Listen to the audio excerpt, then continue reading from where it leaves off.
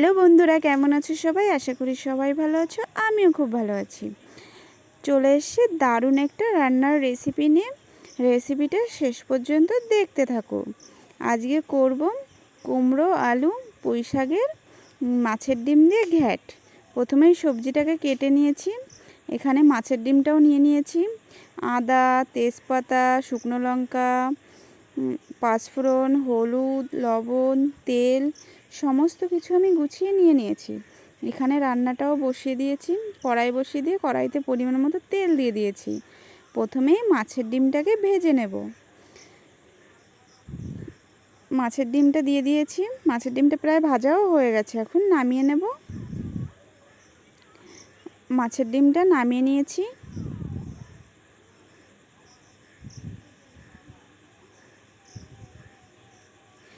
এরপরে কড়াইতে আরও কিছুটা তেল দিয়ে দেব। ফোড়নে দিয়ে দেব পাঁচফোড়ন, তেজপাতা, শুকনো লঙ্কা আর আদা থেতো করে দিয়ে দেব সবজিটাকে একটু নেড়ে চেড়ে নেব।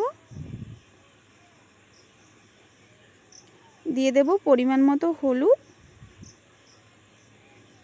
পরিমাণ মতো লবণ। আবারও ভালো করে নেড়ে চেড়ে নেব।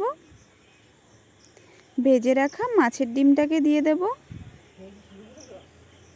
দিয়ে আবারও ভালো করে নেড়ে চেড়ে নেব।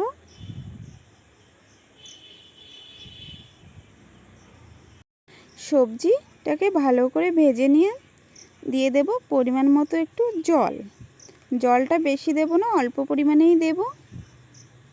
একটু ঢাকা দিয়ে রাখবো। প্রায় 5 মিনিট ঢাকা দিয়ে রাখার পর ঢাকনা খুলে আবারও একটু নেড়ে চেড়ে নেব।